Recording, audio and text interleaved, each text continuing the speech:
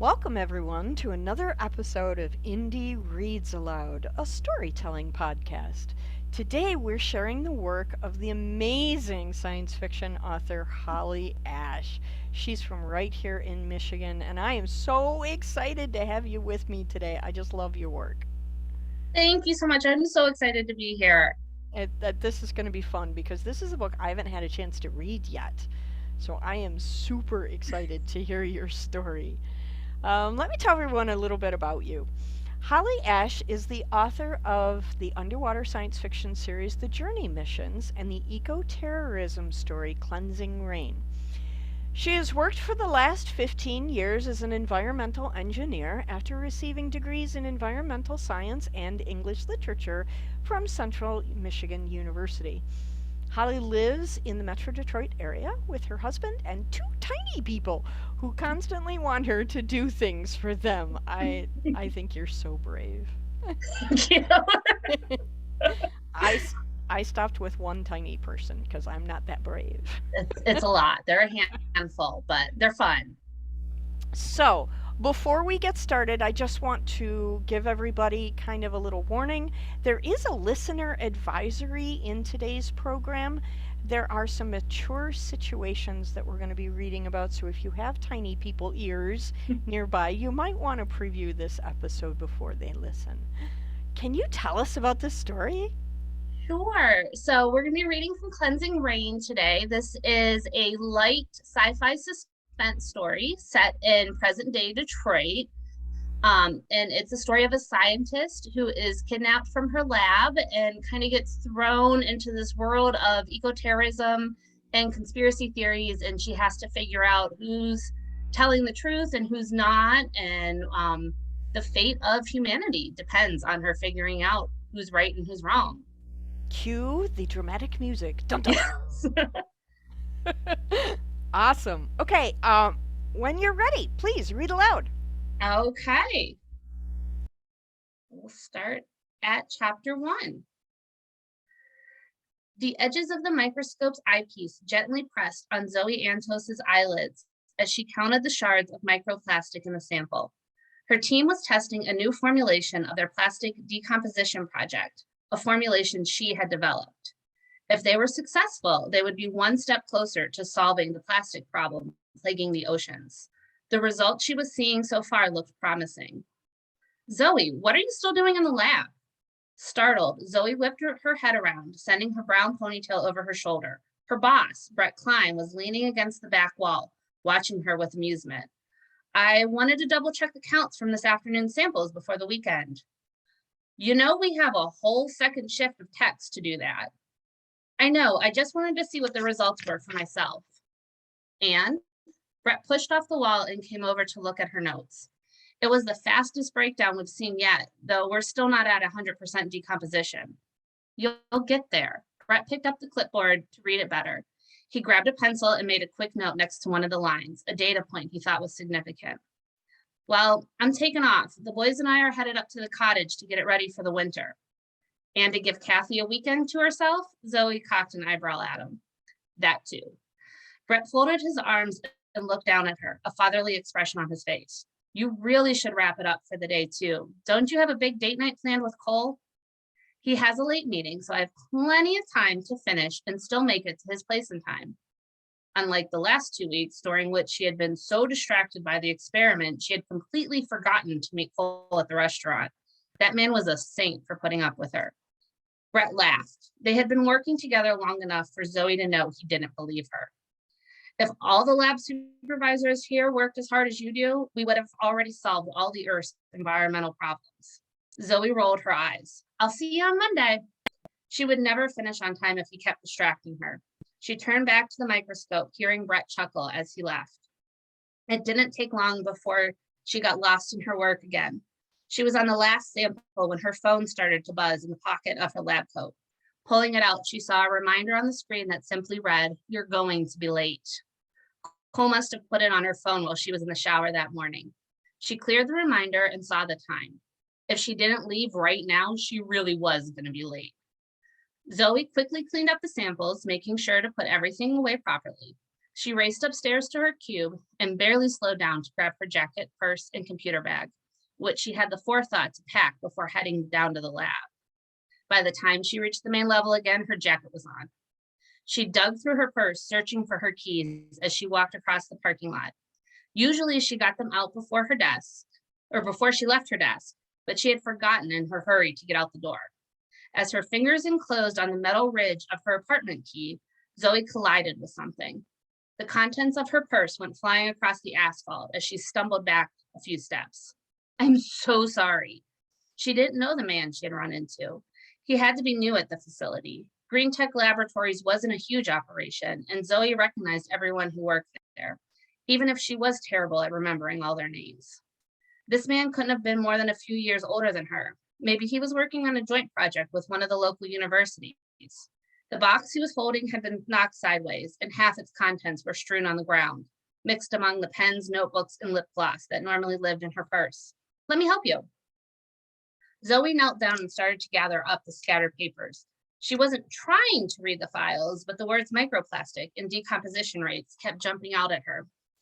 These were files from her project. The reports were old, the research long outdated. Why would anyone be reviewing this data when the project had progressed so far from what was in these files? I got it. The man snatched the file from her hand, shoved them back in the box, and took off across the parking lot. He was out of sight before she could fully comprehend what she'd seen. Zoe gathered the rest of her pens from the ground while considering what to do. Something didn't feel right.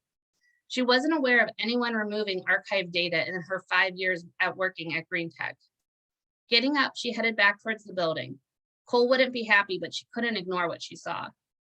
The security guard at the front desk looked up when she entered the lobby. Hey, Zoe, did you forget something? Hi, George. Zoe joined him. It's probably nothing, but I ran into someone I didn't recognize in the parking lot, and he had a box of archived research for my department. I didn't authorize any document transfers, did Brett? Maybe Brett had approved the transfer and forgotten to tell her. That might have been why he came to find her before leaving and had gotten distracted by the latest counts. It wouldn't be the first time something like that had happened. George turned towards his computer. What did the guy look like? Zoe closed her eyes and tried to picture him. He had dark hair, almost a buzz cut, light tan skin. He might have been Middle Eastern, probably in his mid-30s, wearing a black leather jacket. Sound familiar? George shook his head and turned back to the computer. He clicked a few times and grabbed his radio. I need a gate check set up, code 809. His voice was calm and measured, very out of character for him. It put Zoe on edge. Is everything okay? The removal of any archive files requires authorization from the department head and the security chief. I don't have anything on file. George stood up and grabbed his jacket off the back of his chair. Somebody probably forgot to file their paperwork. He clipped his radio to his belt. Just to be safe, why don't you wait here while I do a quick check of the parking lot? Zoe sighed and took a seat on one of the lobby's brown leather chairs, pulling out her phone. She needed to let Cole know that she would be late, again. He was tied up in a meeting for at least another half an hour, so she texted him. Some kind of security issue going on at the lab. We'll leave as soon as I get the all clear. Shouldn't take too long. Sorry. Be there as soon as I can. There. Now he would know it wasn't her fault. To her surprise, her phone vibrated with Cole's response. Are you okay? Zoe could almost picture him at the head of an overly large conference table on one of the upper floors of Wilborn Holdings, texting under the table while trying to slyly blow the hair out of his eyes. He had an appointment to get it cut on Sunday, though Zoe always preferred it a little long. Zoe, I'm sure it's nothing. Aren't you in a meeting? Cole, I'm only here because Dad and Jackson were busy. My presence is just symbolic. Zoe, it's your family's company. You're important too. Cole, only to you. How late do you think you're going to be? I made a reservation. Zoe, I don't know. Cole, I was looking forward to a night out. Zoe, I know, I was too. I'll make it up to you. Cole, how? Zoe, I'll share my dessert with you. Zoe looked down at the ring on her left hand. The weight of it still felt foreign. Cole had proposed over breakfast last Sunday. She had asked him to pass the milk, and instead he handed her the ring box. It was a quiet, simple proposal, unlike most things the Wilborns did, but to Zoe, it was perfect. Cole, I was thinking something a little more personal, like you could put on that outfit I like and we could have a little grown-up fun. Zoe, focus on your meeting. Cole, that's not a no. Zoe, get back to work. Cole, whoever scheduled meetings for Friday afternoon should be forced to work the weekend. Maybe I'll put out a memo. Zoe, you do that. I'll see you tonight. Love you. Cole, love you too. I'm looking forward to tonight. With a chuckle, Zoe put her phone away. They had both been so busy lately. It would be nice to focus on actually being a couple again. They didn't have any social engagements that she knew of, so it would be an obligation-free weekend. She doubted she would have any issues convincing Cole to stay in with her. I couldn't find anything in the parking lot, George said as he came back into the lobby. There's no reason for you to stay. Great. Zoe gathered up her purse and computer bag. Do you want me to walk you to your car? No, I'll be fine. I'll see you on Monday. She left the building this time, making sure she had her keys in her hand. Halfway to her car, Zoe felt a presence behind her. A bead of sweat rolled down her back. This wasn't normal. She quickened her pace, but couldn't seem to gain any distance. She was about to make a run for it when someone grabbed her arm and pressed what she assumed was a gun to her back. Zoe didn't need to look to know it was the same man she had run into before. Why hadn't she let George walk her to her car? Don't do anything stupid and I won't have to hurt you, he whispered in her ear, and a hysterical part of her wanted to laugh. That was something people said in movies, not in real life. Her muscles tightened. You can have whatever you want, please. I don't want any trouble. Her voice was barely a whisper. It's too late for that. You're going to get me out of here, and then we can figure out how you're going to repay me for losing my files. Let me go and I'll call off the gate check. You can walk out of here without anyone suspecting anything. Her voice was shaking so much it sounded like it belonged to another person. Right, because I'm supposed to believe you.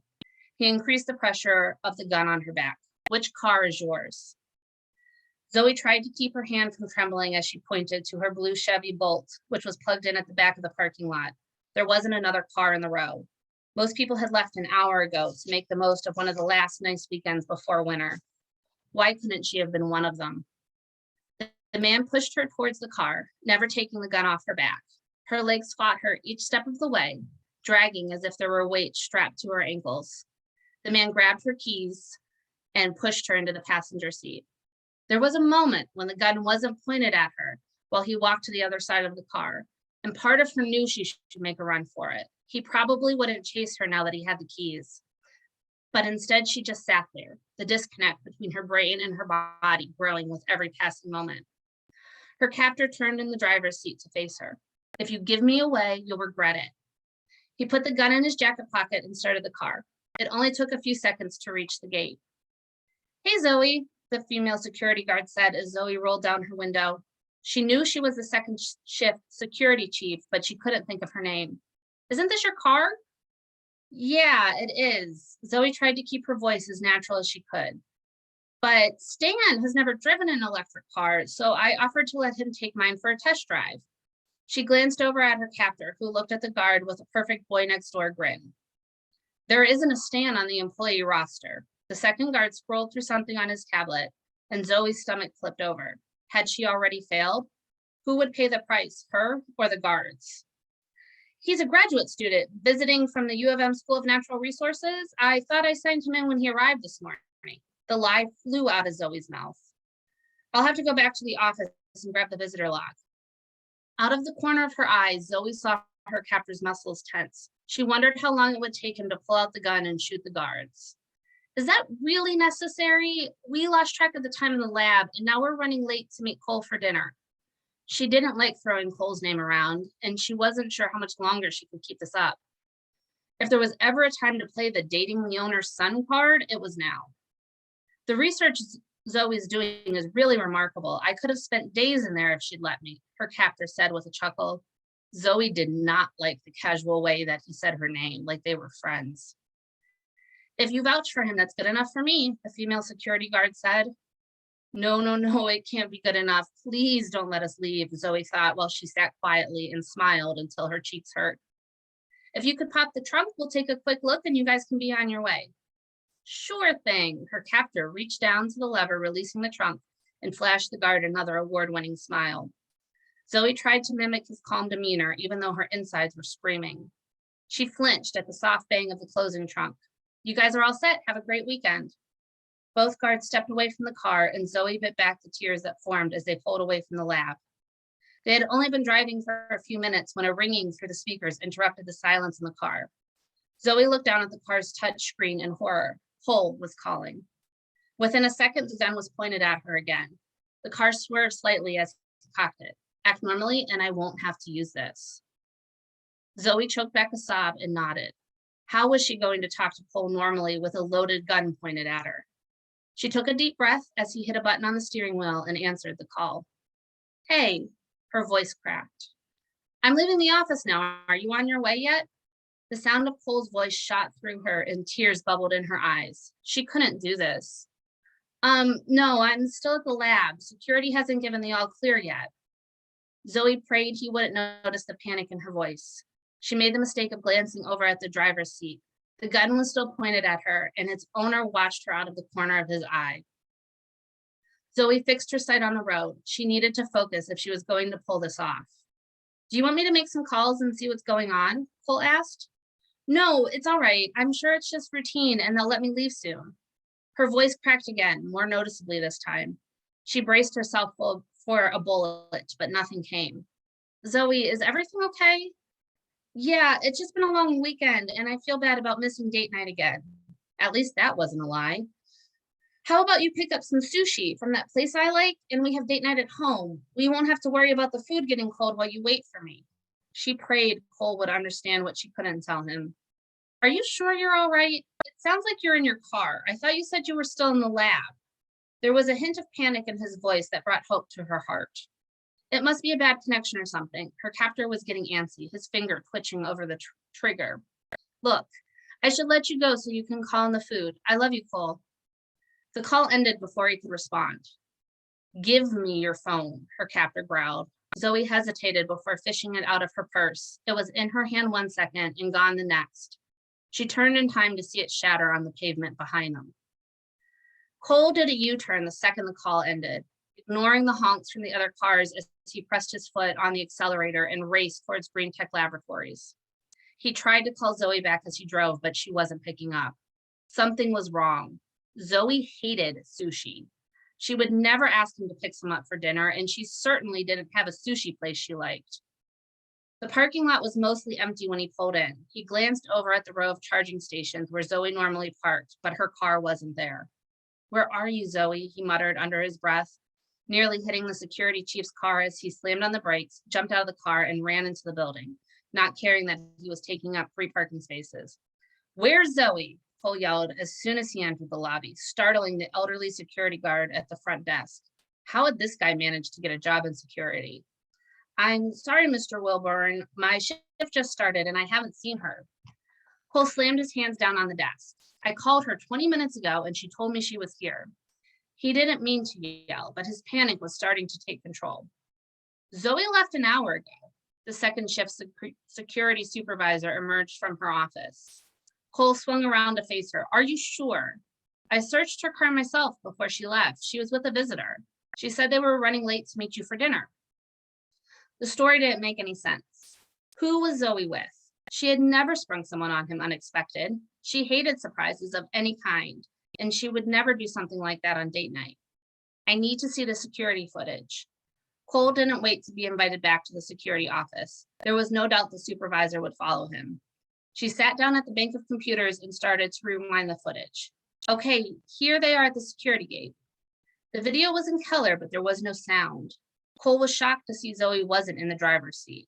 She rarely let him drive her car, and there was no way she would let a stranger drive it. It was almost impossible to see her on the security video, but the man she was with looked completely at ease. Did Zoe know him? Had she lied because she was cheating on him? Cole dashed the thought from his mind at once. There had to be more going on than what this video showed. Is there any other footage of them getting in the car? Maybe he would recognize who Zoe was with from a different angle.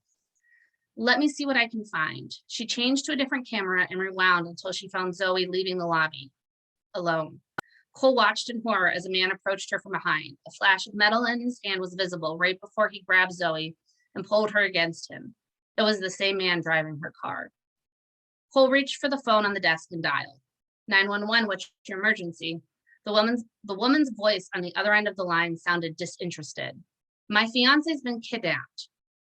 You can file a missing persons report at your local police station if she's been missing longer than 24 hours. Cole's blood boiled with rage. She's not missing. I'm looking at security footage of a man forcing her into a car at gunpoint. That piqued some attention. Sir, I'm going to need you to calm down and tell me your location. I'm at Green Tech Laboratories. The security supervisor will give you the details. Cole thrust the phone at the woman and strode out of the office. He couldn't stand around and wait. He needed to do something.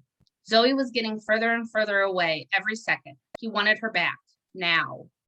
Cole pulled out his phone and called his dad. It only rang once. Cole, is everything all right? Aren't you supposed to be with Zoe? Zoe's been kidnapped. Where are you?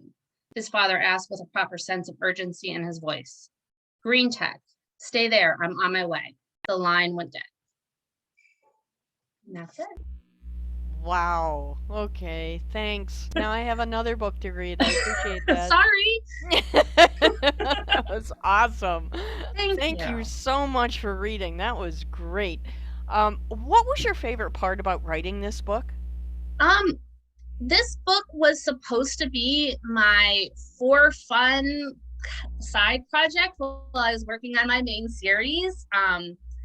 And I just wanted to try a bunch of different things that I wasn't doing in my far future aliens, other planets story. Right. So it was really fun to kind of play with different character types instead of having like the soldiers. Zoe's got this quiet inner strength. She's a scientist. Just to kind of do some different things. And then the story took on a life of its own. As And just often kind of happens came in to our life. world. Yeah. It does. Happens a lot. It would Thank not let you. me keep it as the side project just for me. I understand that. Thank you so much for reading for us You're today. so welcome. I hope you'll come back and read again. Absolutely, anytime. Awesome. Have a wonderful night, Holly. Thank you, Diana. Bye-bye.